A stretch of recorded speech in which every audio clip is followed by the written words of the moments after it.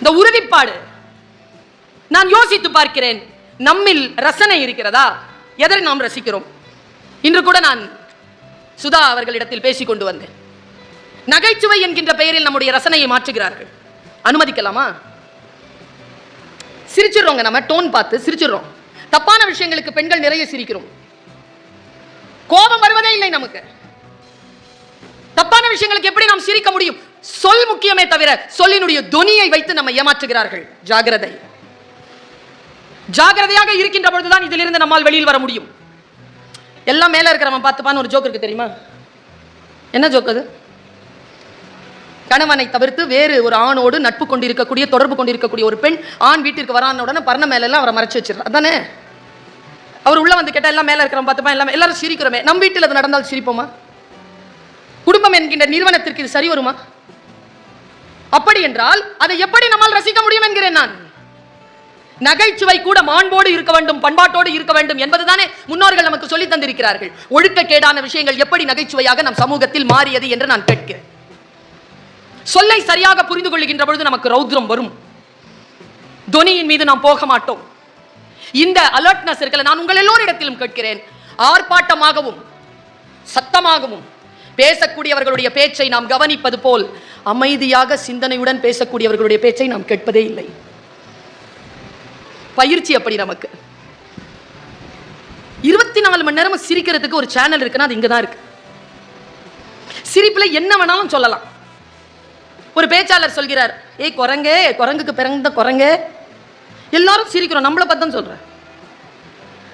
எப்படி சிரிப்பு வரும் நமக்கு? சிரிப்பின் என்று என்கின்ற பெயரில், நகைச்சுவை என்கின்ற பெயரில் நடக்கக்கூடிய கேலி கூத்துகளை கேரளாவிலங்க பிரேம் நசீர்னு ஒரு நடிகர், ஒரு கம்யூனிச விழா, அந்த கம்யூனிச விழாவுக்கு போய் நின்று யாரோ பேசுறாங்க. அப்ப பிரேம் நசீரை பேசுறதுக்கு கூப்பிடுறாங்க. அப்போ அந்த அவையிலிருந்து ஒருத்தர் எழுந்து சொன்னாராம், பிரேம் நசீர், உங்களை நாங்கள் திரைப்படத்தில் பார்த்துக் கொள்கிறோம், இப்பொழுது தோழர்கள் பேச்சை கேட்பதற்காக வந்திருக்கிறோம், நீங்கள் உட்காரலாம் என்று சபையில் இருந்து சொன்னார்கள். அதுதான் சபை. இப்ப காக்காவை பத்தி நிறைய விஷயங்கள் சொன்னார்ல சார், திரும்பி சுத்தி சுத்தி சுத்தி சுத்தி நிறைய காக்காவை பத்தி சொல்லிட்டே இருந்தார். நான் ஒரு ஹைக்கூ படிச்சேன், அந்த புக்ல ஒரு ஹைக்கூ இருக்கு சார். காகத்தின் கூட்டில் இசைக்க காத்திருக்கிறது குயில் முட்டை அப்படின்னு ஒரு கவிதை ரொம்ப பிடிச்சது எனக்கு. உண்மையிலேயே அது பிரில்லியன்ட் சார். அது காக்கா ரொம்ப பிரில்லியன்ட். ஆனால் அதை வைத்து ஒரு குறியீடாக வைத்து நாம் எதை மக்களுக்கு சொல்கிறோம்? அதில் அறம் இருக்கிறதா? அறத்திற்கான சொற்களா நம்முடையது? இதோ என் முன்னால் உட்கார்ந்து இருக்கிறார் என் தோழி புனிதா கணேசன். ஒரு முறை அவர் சொன்னார் எனக்கு ஒரு பஞ்சதந்திர கதை. நட்பு நான் என்னன்னு எனக்கு தெரிஞ்ச அந்த வினாடி அதிர்ந்து போனேன் நான். புனிதா இது உண்மையான்னு கேட்டேன். இப்படிதான் இருக்கும் பர்வீன், ஜாகிரதை. நான் தோழமை அப்படி என்னை ஒரு சாட்டை அடி அப்படி அடிச்சுது. அது உங்களிடத்தில் பகிர்ந்து கொள்கிறேன். பல இடங்களில் சொல்லி இருக்கிறேன். நினைவுபடுத்திக் கொள்வதில் என்ன பிழை? ஒரு பூனை இருந்துச்சான் ஒரு நாட்டில், ஒரு காட்டில். அங்க ஒரு எலி இருந்துச்சான். 2 பேருக்குமே ஃப்ரெண்ட்ஷிப் ஆயிடுச்சு. Agreement, friendship agreement. என்ன? இது அதை அதுக்கு ஒன்றும் தொந்தரவு பண்ணாது, இது அதை சாப்பிடாது. அக்ரிமெண்ட். 2 பேரும் நல்லா நிறைய பேசிப்பாங்க, எல்லாம் சுத்துவாங்க, பண்ணுவாங்க, நல்ல நட்பு. ஒரு நாள் பூனையை காணோம். தேடி தேடி திரியுது எலி, பூனையை காணோம். மத்தியானம் பசியோட வீட்டில் வந்து உட்காந்துச்சு. அப்போ குட்டி எலி கேட்டுச்சு, என்னம்மா பூனை மாமாவை தேடுறியா? ஆமாடா, அந்த பூனை மாமாவை காணண்டா. சாப்பிடுமா, நானும் நீயும் போய் தேடலாம். 2 பேரும் கிளம்பி போறாங்க. சாயந்தரம் 5 மணிக்கு காட்டு ஓரத்துல ஒரு வேடுவன், இது பஞ்சதந்திர கதை, ஒரு வேடுவன் வலை வீசி அந்த பூனையை பிடித்திருக்கிறான். நேரா ஓடி வந்து பூனை கிட்ட நிக்குது எலி. என்ன சார், எங்க இருந்தீங்க, எப்படி பிடிச்சிங்க? காலைல 5 மணிக்கு பிடிச்சிட்டாப்பா, சீக்கிரமா ஊத்து விடுப்பா, ரொம்ப பசிக்குது பாஞ்சு. அது உடனே குட்டி எலி போய் மாமா இதோ அப்படின்ட்டு கட் பண்றதுக்கு போகும்போது கண்ணை காட்டுச்சு அம்மா எலி. கம்முன்னு மெதுவா கட் பண்ணு, மெதுவா கட் பண்ணு, சீக்கிரம் சீக்கிரம் வந்துட போறான், சீக்கிரம் சீக்கிரங்கிறது உள்ள பூனை. மெதுவா 45 நிமிஷம் ஆச்சு. இருள் கவ்வ தொடங்கிய போது காலடி சத்தம். வேடுவன் வந்துட்டான். வேடுவன் வர்றான். அந்த வலை பக்கம் வந்து அவன் கால் தடம் நிறுத்துவதற்கும் இந்த எலி அந்த வலையை சரியில் அறுக்கிறதுக்கும் சரியா இருந்துச்சு டைமிங். வெளியில ஓடி போகுது பூனை. இது தான் குட்டியோட போய் பொந்துல அடைஞ்சிக்கிச்சு. எல்லாம் தப்பிச்சிட்டாங்க. தலையை சொரிஞ்சுக்கிட்டு வேடுவன் போயிட்டான். அப்போ குட்டி எலி கேட்டுச்சு, ஏம்மா 5 மணிலேருந்து மாமாவை டார்ச்சர் பண்ண? அப்போவே திறந்து விட்டுருக்கலாம்ல, ஏமா ஹார்ட் அட்டாக் வர அளவுக்கு செஞ்ச? அப்போ தாய் எலி சொல்லிச்சான், டேய் எனக்கும் பூனை மாமாவுக்கும் தான் அக்ரிமெண்ட்டு. அது காலையிலேருந்து பசியோடு இருக்குது. நீ வேற கொழு கொழுன்னு அது பக்கத்தில் இருக்கிற. உன்னையும் காப்பாற்றணும், நான் என் ஃப்ரெண்டையும் காப்பாற்றணும்னா சரியான நேரத்திற்காக நான் காத்திருக்க வேண்டியதாக இருந்தது. காத்திருந்து என் நட்பையும் காப்பாற்றினேன், என் உறவையும் காப்பாற்றினேன் என்று சொன்னது எலி. இந்த புரிதல் இருக்குல்ல, டைமிங் அப்படிங்கிற புரிதல், எந்த இடத்தில் யாரை எப்படி பேச வேண்டும், எந்த இடத்தில் யாரை காப்பாற்றி கொண்டு செல்ல வேண்டும் என்று தெரிந்து கொள்கின்றவர்கள் தலைவர்கள் ஆகிறார்கள், வழிகாட்டிகள் ஆகிறார்கள். ரசனை, ரசனை என்னங்க? ஒரு படைப்பாளன் எதைங்க எதிர்பார்க்கிறான்? இன்னைக்கு இருக்கக்கூடிய படைப்பாளர்கள் பணத்தை எதிர்பார்க்கிறார்கள். ஆனால் அதற்குள்ளும் இருக்கிறார்கள் சிலர், அவர்கள் ரசனையை மட்டுமே கொண்டவர்கள், அங்கீகாரத்தை மட்டுமே எதிர்பார்க்கிறார்கள். ஒரு ஆக தேர்ந்த படைப்பாளனுக்கு என்ன தேவை தெரியுமா? இப்ப ஒண்ணும் இல்ல, எனக்கு என்னங்க தேவை? நான் ஒரு திறன்சாலி, ஒரு பேச்சாளர். எனக்கு என்ன தேவை? இவர்கள் கொடுக்கக்கூடிய இந்த தட்டா அல்லது அந்த புத்தகமா? அதற்காகவா வந்தேன்? இல்லை. உங்களுடைய அங்கீகாரத்திற்காக, உங்களிடத்தில் நான் பேசுவதற்காக, உங்களிடத்தில் நான் ஊடாடுவதற்காக வந்தேன். இந்த ரெசிப்ரோகேஷன் தாங்க. என் பேச்சை நீங்கள் ரசிக்கிறீர்கள் என்கின்ற ஒன்று போதாதா நான் புதிதாக படித்து படித்து படித்து படித்து பேசுவதற்கு? என்னுடைய எல்லா தொல்லைகளையும் அப்புறம் வைத்துவிட்டு ஒரு இடத்திலிருந்து இன்னொரு இடத்திற்கு புலம்பெயர்ந்து வந்து பேசுவதற்கு? ஒரு ஆண் புலம்பெயர்ந்து வந்து பேசுவதற்கும் ஒரு பெண் புலம்பெயர்ந்து வந்து பேசுவதற்கும் நடுவில் ஒரு பெரிய பாரிய இடைவெளி உண்டு. அவ்வளவு சீக்கிரமாக ஒரு இடத்தை விட்டு பெயர்ந்து ஒரு பெண் வந்து பேசிவிட முடியாது. அதுவும் ஒரு கல்லூரியில் ஃபுல் டைம் ப்ரொஃபஸர் நான், ராஜசேகர் அண்ணன் பார்க்கிறார். எல்லா கடமைகளையும் செய்து முடித்து விட்டு தான் வர முடியும். அங்கீகாரம் இருக்கல்ல, அங்கீகாரம் என்கின்ற ஒற்றை சொல்லை நான் சொல்லுகிறேன் உங்களுக்கு. உங்களுக்கு புரிகிறதா என்று பாருங்கள். முடிந்தால் தகுதியானவர்களுக்கு அந்த அங்கீகாரத்தை கொடுங்க. கோபம் என்கின்ற சொல் புரிந்து கொள்ளுங்கள். எனக்கு பள்ளார்னு கன்னத்துல அரைஞ்சு காதுக்குள்ள விளங்க வச்ச ஒரு சொல் கோபம் அப்படிங்கிறது. எவனோ செய்கின்ற குற்றத்திற்கு உனக்கு நீயே தரும் தண்டனை. சூப்பர்ல, சூப்பர். சில பேர் இருக்கிறாங்க, சார் நிறைய விஷயம் சொன்னார், ட்ரெயினை பத்தி நிறைய சொன்னார். நான் எப்பவுமே சொல்லுவேன், இப்போ எனக்கு 9:50க்கு ட்ரெயின் வச்சுக்கோங்க, நான் ட்ரெயினுக்கு போகணும், 9:50க்கு போய் ஏறணும், டிராஃபிக் வந்துருச்சு, என்ன ஆவேன்? நான் 9:45 ஆயிடுச்சு, என்ன ஆவேன்? என்ன ஆவேன்? அப்போ என் குருநாதர் எனக்கு சொன்ன ஒரு சொல், ஓடுற ட்ரெயினில் ஓட முடியாது. ட்ரெயின் எப்போ போகுமோ அப்போ தான் போகும், அதுக்குள்ளே நீ ஓட முடியும். இன்னொரு ஒரு வாக்கியம் சொல்லவா? நீங்கள் ஞாபகம் வச்சுக்கோங்க, இதை நிகழும் நேரத்தை சேமிக்க முடியாது, அனுபவிக்கத்தான் முடியும். நம்மில் பல பேர் என்ன தெரியுமா பண்ணுறாங்க?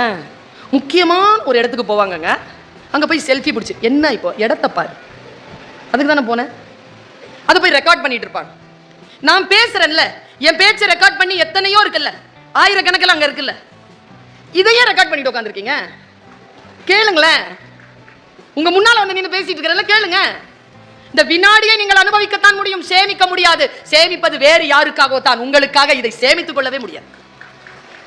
ஒரு விஷயத்தை எப்பவுமே டூருக்கு போவாங்க, எனக்கு ரொம்ப ஆச்சரியமா இருக்கும். டூருக்கு போறவங்க எந்திரி தொட்டபெட்டா போகணும், போயிட்ட பொட்டானிக்கல் கார்டன், இரு தொட்டபெட்டாவை பார்த்துக்கிறேன், பொட்டானிக்கல் கார்டன் போனேன், கல்மரங்கள் பார்த்தேன், போட்டோ எடு வாங்க வண்டி கிளம்புது வள்ளி. இதுக்கா போனோம் டூரு? ஒரு இடத்தை நிம்மதியா ஒரு நிம்மதியே இல்லாம போயிடுச்சுங்க. ஏன் தெரியுமா? அந்த ரசனை நமக்கு இல்லை. எங்கோ தொலைத்து போனோம், யாருக்கோ காட்டுவதற்காக, யாரிடத்திலோ கைத்தட்டல் வாங்குவதற்காக, யாருடைய புன்னகைக்காகவோ நாம் ஏதோ தவித்துக் கொண்டிருக்கிறோம். இங்கேயும் ஒரு உயிர் இருக்கிறது, இங்கேயும் ஒரு உடல் இருக்கிறது. இதை சமாதானப்படுத்தி இதை தூய்மையாக வைத்துக் கொள்வதற்கு நேரமில்லை. ஒரு படைப்பாளனுடைய ஆகப்பெரிய விஷயம் அங்கீகாரம். நாம் கொஞ்சம் கூட தகுதி இல்லாதது கோபம். கோபமாக இருக்கக்கூடியவர்கள், நான் சொல்லட்டுமா? கோபமாக இருக்கக்கூடியவர்கள் நிறைய பேர் இருப்பீர்கள். இங்க யாரையாவது பார்த்து சத்தம் போட்டு பேசுவீங்க. சத்தம் போட்டு பேசுவீங்கன்னா நீங்க கோபமா இருக்கிறீங்கன்னு அர்த்தம் இல்லை, அது அசூயைன்னு அர்த்தம். அதுக்கு கோபமுடையவர்கள் என்ன செய்வார்கள் தெரியுமா? முன்னால் இருக்கின்றவர்களை நிராகரிப்பார்கள், சைலண்ட் ஆயிடும். அதை விட ஒரு தண்டனை அவனுக்கு தந்துவிட முடியுமா? கைகேயிங்க, அவன் புருஷன் மேல அவ்வளவு கோவங்க, அவளுக்கு தன் வாழ்க்கையே நாசம் பண்ணிட்டான், தனக்கு தெரியாமன்னு தெரிஞ்சு போச்சுங்க. செத்துட்டாங்க, அவன் கீழே வந்து செத்துட்டான். தசரதர் இறந்துட்டார். பார்த்தாங்க, என்ன பண்ணான்னு கம்பர் எழுதினார் தெரியுமா? போய் தூங்கிட்டாளாம். அப்போ எனக்கு ஒரு பேருண்மை தெரிந்தது. அன்பிற்கு இருந்து விட வேண்டும் என்று முடிவானதற்கு பிறகு உனக்கும் எனக்கும் நடுவில் எதற்கு பகை என்ற புதிய உறவு? பிரியணும்னு முடிவு. யாரால யார் பிரிஞ்சா பிரிஞ்சிட்டல்ல, முடிஞ்சு போச்சு கதை. There stops, there ends everything. மத்ததெல்லாம் ஹேங் ஓவர் தான். இறந்துட்டாங்கல்ல, கண்ணை மூடுறாங்க, அந்த வினாடியில எல்லாமே முடிஞ்சுது, அவ்வளவுதான். மத்ததெல்லாம் ஹேங் ஓவர் தான். உண்மையாக புரிந்து கொள்ளக்கூடிய திறமை நம்மில் பல பேருக்கு கிடையாது. நான் ரசனை என்றால் என்னன்னு இதோ இப்ப சொல்றேன். அப்படிங்கிற ஒருத்தர், அதற்கு டீனார் பெரியார்ங்கிற படம் எடுத்தவர், அவர் என்னை அழைத்து காட்சிப்படுத்தலும் கதை சொல்லுதலும் காண அந்த பாடத்திட்டத்தை வகுக்க சொல்லி பாடம் எடுக்க சொன்னார். அந்த பிள்ளைகளுக்கு 3 வருடங்கள் நான் அங்கே விசிட்டிங் ப்ரொஃபஸரா இருந்தேன். நான் வடிவமைத்து கொடுத்த அந்த கதைகளில் அவரும் நானும் உட்கார்ந்து வடிவமைத்து கொடுத்தோம். அந்த கதைகளில் ஒரு கதை இதுவரைக்கும், அந்த கதையை நான் படிச்சு எடுத்து இது குழந்தைகளுக்கு கண்டிப்பா சினிமா எடுக்கிறவங்களுக்கு இது கொடுக்கணும்னு சொல்லிட்டு முடிச்சிட்டு நான் வந்து இதுவரைக்கும் 10 வருஷம் ஆச்சு, என்னால அந்த கதையை மறக்க முடியல. நான் எங்கேயும் சொன்னதில்லை, இதை நான் வெளிப்படுத்தினதில்லை. இன்னைக்கு தோணுது, சொல்றேன். ஒரு ஆகப்பெரிய கலைஞன் இருந்தான். இது ரோஜா அத்தர் அப்படின்ற ஒரு கதை, சாகித்ய அகாடமி விருது பெற்ற கதை. இந்த கதை மூலத்தில் எழுதப்பட்டது தெலுங்கில், அது மொழிபெயர்க்கப்பட்டிருக்கு. மொழிபெயர்க்கப்பட்ட கதை குழந்தைகளுக்கு நாங்கள் பாடமாக கொடுத்தோம். அந்த கதை வந்து ஒரு 7 பக்கம் தான், 6 பக்கம் இருக்கும். 7வது பக்கத்துல முடியுது கதை. யார் அந்த ரோஜா அத்தரின் பாட்டுடை தலைவன் என்று சொன்னால், அவன் ஒரு அத்தர் தயாரிக்கிறவங்க. நீங்க பார்த்திருக்கிறீங்களா? கிருஷ்ணா ஸ்வீட்ஸ் முரளி மணிப்பூர்ல நாங்க வந்து ஒரு ப்ரோக்ராம் பண்றதுக்கு போனோம். அப்போ வந்து கவர்னர் எல்லாம் உட்கார்ந்துருக்காங்க, நாங்க வந்து பாரதியாருக்கான ப்ரோக்ராம், நாங்கெல்லாம் அவையில உட்கார்ந்துருக்கோம்.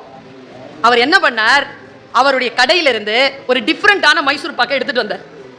எடுத்துட்டு வந்துங்க, அவ்வளவு பெரிய முதலாளி அதுல இருந்து ஒண்ணு எடுத்து தன் உடலை பாதியாக்கி அந்த கையை அந்த பிளேட்ல வந்து அது அந்த ஸ்வீட்டை வச்சு அந்த கையை கீழே வச்சு அப்படி பணிவா எல்லாருக்கும் கொடுத்தாருங்க. அவர் அது கொடுக்கும் போதே, ஓய் இது வெறும் ஸ்வீட் இல்லை, சப்புன்னு கடிச்சு சாப்பிட்றாத, கண்ணை மூடி ஒரு நிமிஷம் தியானி அப்படின்னு சொல்லுதுங்க. அந்த ஜெஸ்டர் அப்படி சொல்லுது. நான் அப்படியே ஆடி போனேன் அவர் கொடுத்த விதத்துல. ரசனையோடு ஒரு வேலையை செய்கிறீர்களா? நான் ஏன் வெற்றி பெற்ற பேச்சாளராக இருக்கிறேன்? நான் என்ன சொல்கிறேனோ அதை நான் ரசிக்கிறேன். நான் ரசிக்காம அது உங்ககிட்ட சொல்றதே இல்லை. நான் முழுமையாக என் ரத்த நாளங்களில் ஆன்மாவுக்குள் போட்டு அதை மென்று தின்று அந்த உமிழ்நீரை எல்லாம் விழுங்கி விட்ட பிறகுதான் உங்களிடத்தில் அதை நான் சொல்கிறேன். அதனால் தான் அது இங்கிருந்து வருது. ஒன்றை எப்படி ரசிக்கிறது? ஒருத்தன் ஒரு அத்தர் செய்யற ஒருத்தன், அத்தர்னா தெரியும்ல, வாசனை. சொல்லுங்க, வாசனை. சே ஏங்க அது திரவம் தானேங்க, ஏங்க திரவியம்னா சொல் தானே, அது வாசனை திரவம் தானே, அது ஏன் திரவியம்ங்கிறோம்? செல்வம்ங்க அது. வாசனை வந்து செல்வம், அது அவ்வளவு சீக்கிரம் வராது கையில. ஒரு அவுன்ஸ், அதுல அவன் சொல்லுவான் அந்த கதையில, ஒரு அவுன்ஸ் நான் வந்து ஜாஸ்மின் மல்லிகைக்கான ஒரு அத்தரை தயாரிக்கணும்னா 1,00,000 மலர்களை பிழிந்தாக வேண்டும்.